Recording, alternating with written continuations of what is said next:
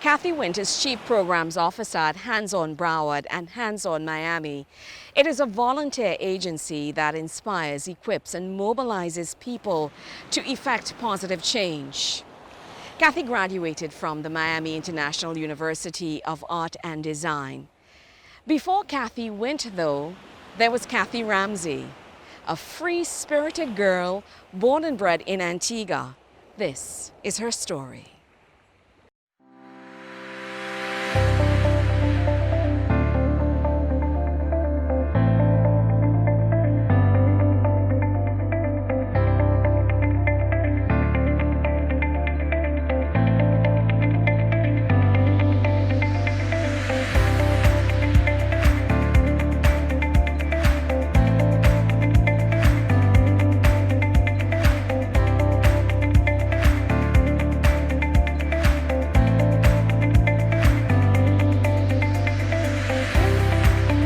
Kathy, thank you so much for affording us the opportunity to sit with you.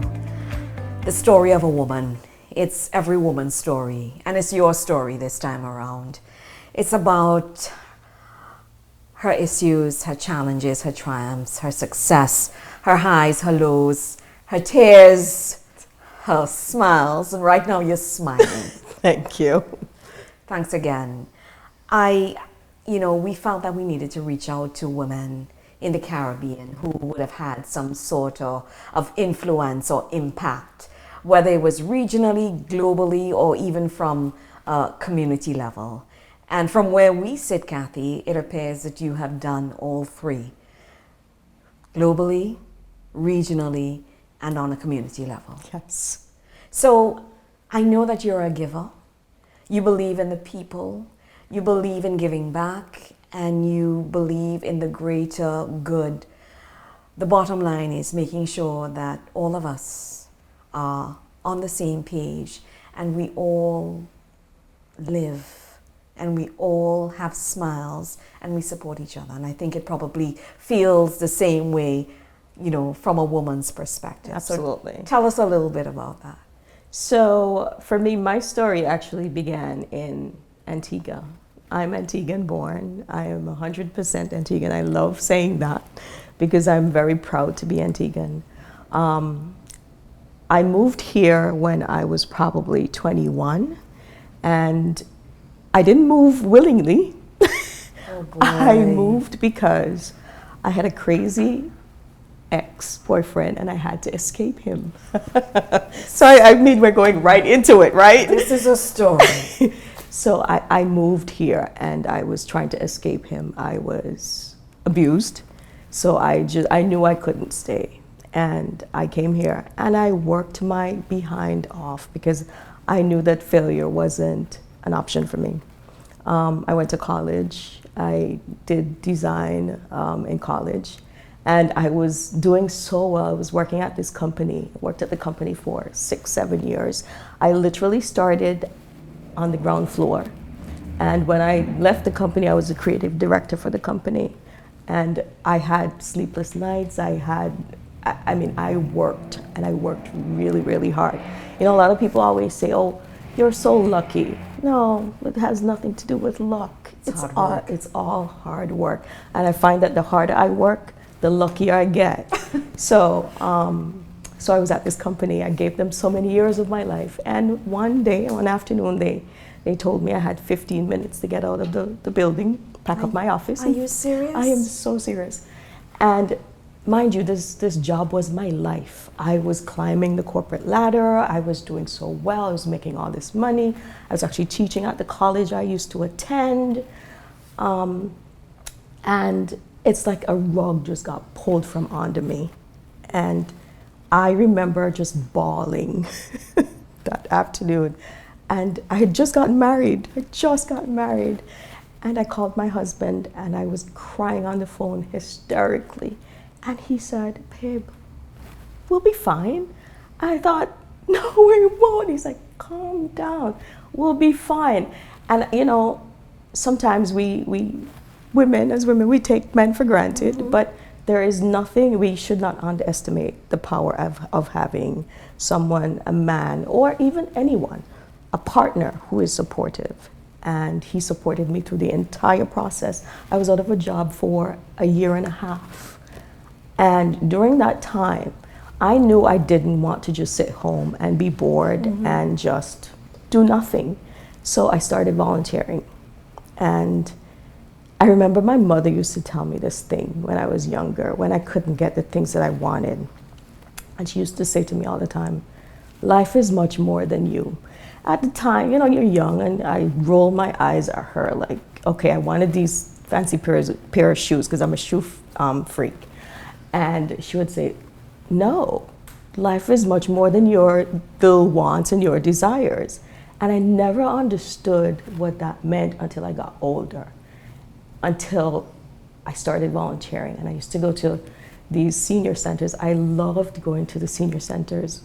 And there's so much I learned from the seniors. It amazes me how much they know and how much wisdom and their experiences. And I wish that sometimes that we as young people would just soak up all of that they have, because they have so much to give. They've lived it. Everything that we've probably been through, they've been through it. And I volunteered. And every day I would get up and I would go to the senior center, or I would go to a pantry. And that's when I realized, Kathy, you have so much to be thankful for. If you want to just recognize how much, you know, that you're blessed, go to a food pantry or go to a homeless shelter. The things that we take for granted, something as simple as toilet paper or a pair of socks that we take for granted. I buy toilet paper in bulk. I don't ever think about, you know, where is my next roll of toilet paper coming from? No. And the people who live in these shelters and the people who have to go to a pantry, they think about that every day. So sometimes we just have to be so grateful for the things that we have. So I started volunteering, and I was volunteering for a year and a half. And there was this company, it was called Volunteer Broward at the time, and I volunteered with them for a while. And they had an opening, and one of the girls there said, you should apply for the job. I'm like, I'm not applying for $15,000. At the time it was $15,000 a year. I'm coming from making all this money, you know, doing so well. Now you're gonna tell me I need to apply for a $15,000 a year job. I'm not doing that. And she's like, I think you'll be perfect for this position. I looked into it. It was called AmeriCorps. And it's kind of like the Peace Corps, but it's domestic. Yes. You know what the AmeriCorps is? Yes. So I was like, there is no way in this world that Kathy is going to be doing this and making $15,000 a year. No way. I'm not doing this. So I prayed about it, and I'm like, okay, you haven't been doing anything for so long. Why not just give it a try? And it changed my life. And I would never go back to corporate again. After my contract was up with AmeriCorps for the year, the company, Volunteer Broward, offered me a full-time position. And it's been 10 years, and I'm still there. And I started as a coordinator, actually a volunteer, AmeriCorps member, coordinator, and now I'm the Chief Programs Officer at Hands On Broward. Now Hands On Broward is not called Volunteer Broward anymore. So sometimes things happen for a reason, and you just have to go with the flow at times. I now run all the programs there.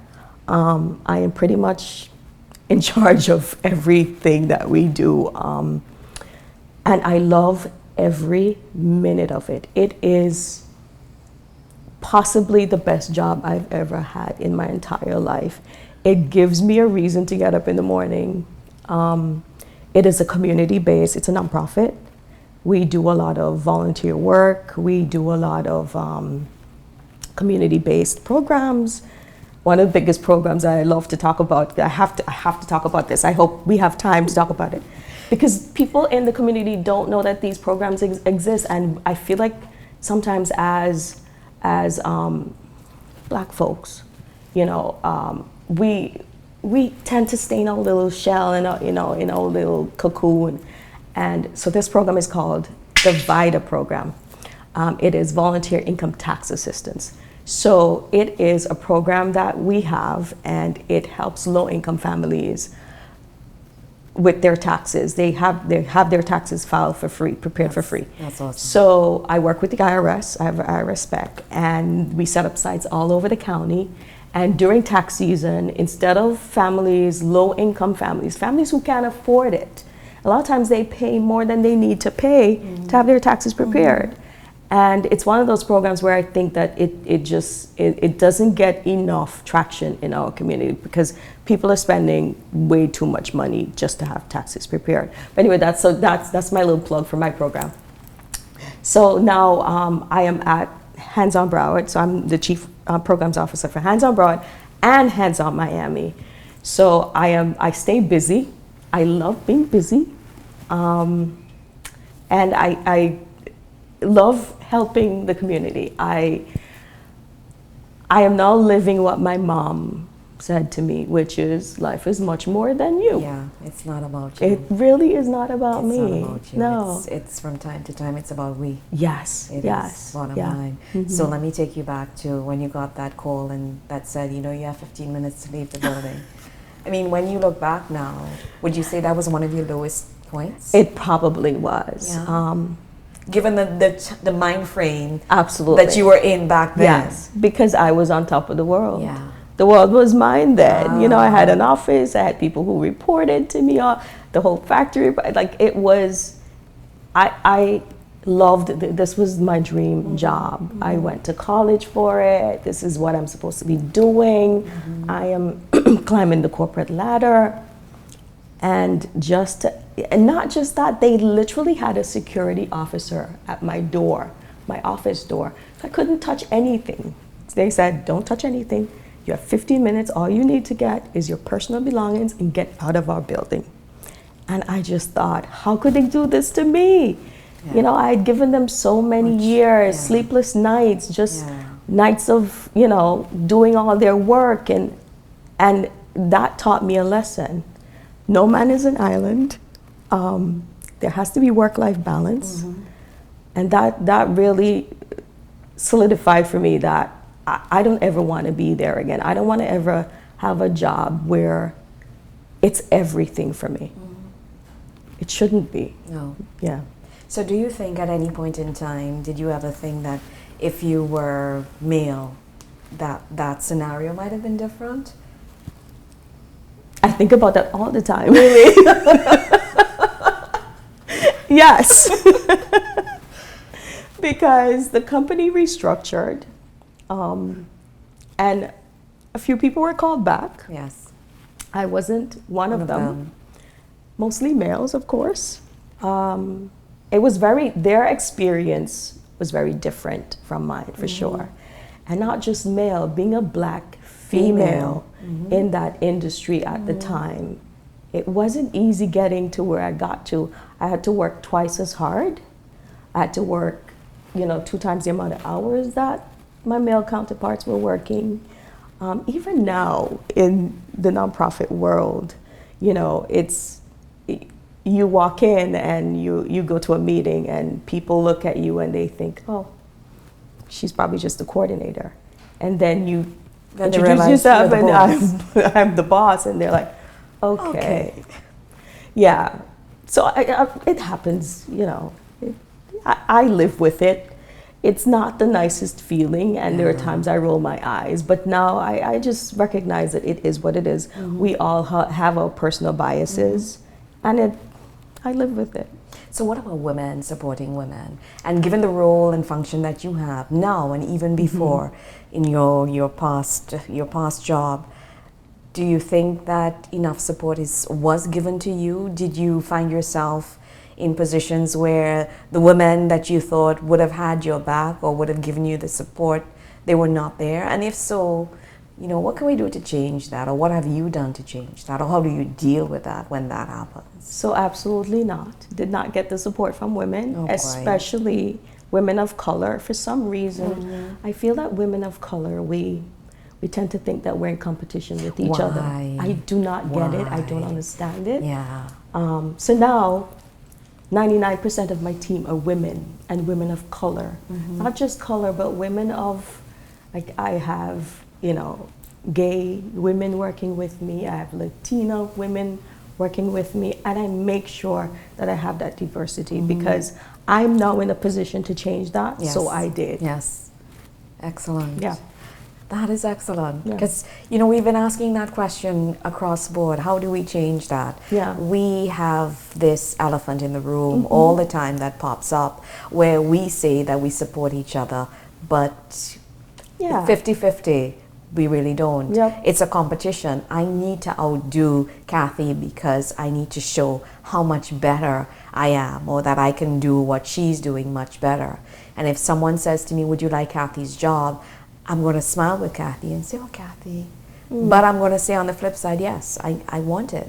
Yeah. So there's a lot of that. I mean, I know it's human nature overall because it happens everywhere. I wish that sometimes that we would just think this way. Just because my light is shining doesn't mean that it's going to dim yours.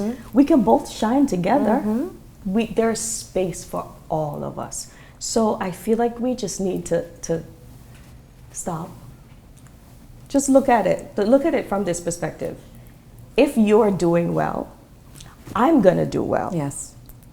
If you're doing well and someone's seeing you do well, they're going to think, okay, a black woman can do that. So this other black woman, of course she's capable of doing the same thing. Yes. So I wish that we would just change our mindset at times, especially black women. When we're in the position to help other black women, we should. Yeah. So I lift you up. Yes. You lift me up. Yes. And we just take it up the ladder.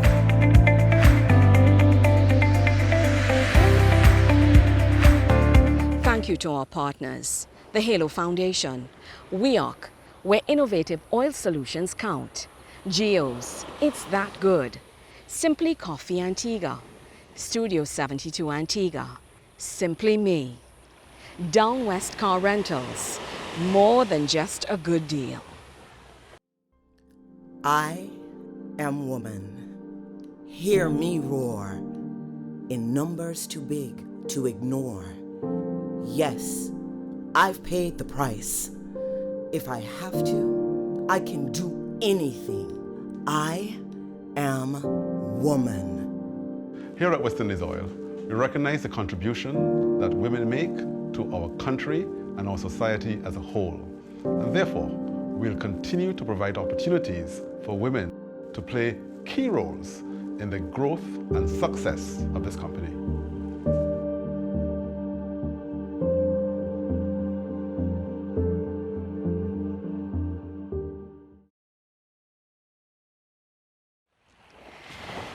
In 1994, Monique Ramsey was taken from this world way too soon.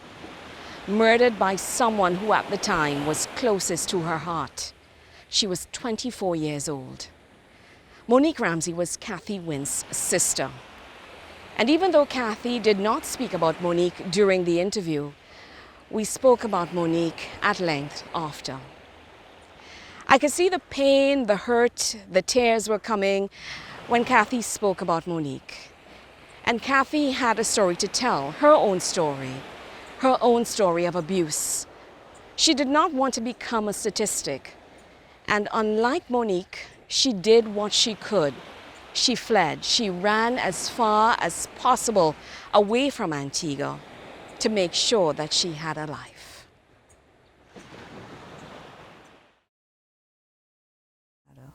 So let's talk a little bit about your abuse, because that is something that we don't want to talk about. A lot of it is taking place in the islands. Yes. And the legislation in many of them is not in place. And the education is not there as well. It's taboo to talk about what takes place in the household. It may be a married couple having issues, domestic violence, and we just say, you know, that's man and woman business. My neighbor next door, you know, the female may not want to come and get involved or say, Kathy, Nicola, let me help you, or let me see how I can assist you, or let me let you talk to someone, or even report it. Sometimes we need to be forced into situations where we help ourselves. But your situation was one where you fled. You had to. I had to, or else I was going to die or I was going to kill him.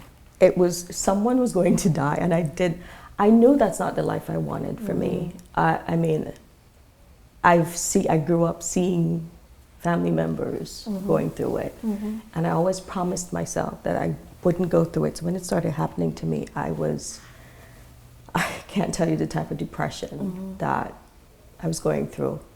And I just knew that I had to get out of it. And the only way was for me to just leave that little island. Walk away. Because it is, you know, it always comes back to the woman and what she did. Like, what did you do to make him mad? Are you serious? Doesn't matter what I did. He has no right to do what he's doing. And I wish that a lot of women would just, I think it's because a lot of times we don't know our value. That's why we stay in these crazy relationships.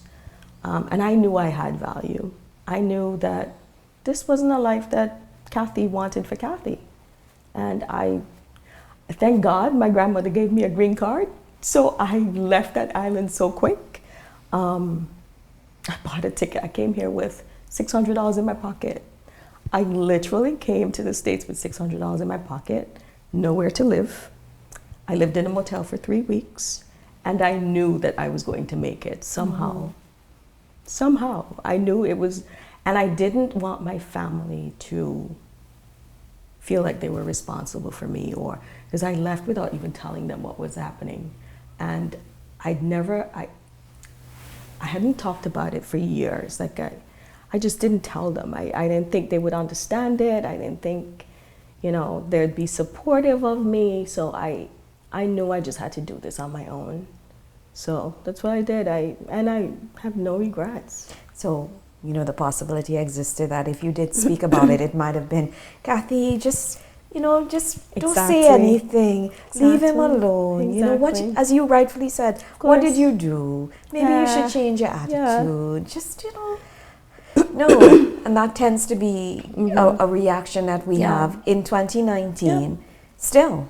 And it's really unfortunate until it's too late. It's funny because I've never had this conversation with most of my family members.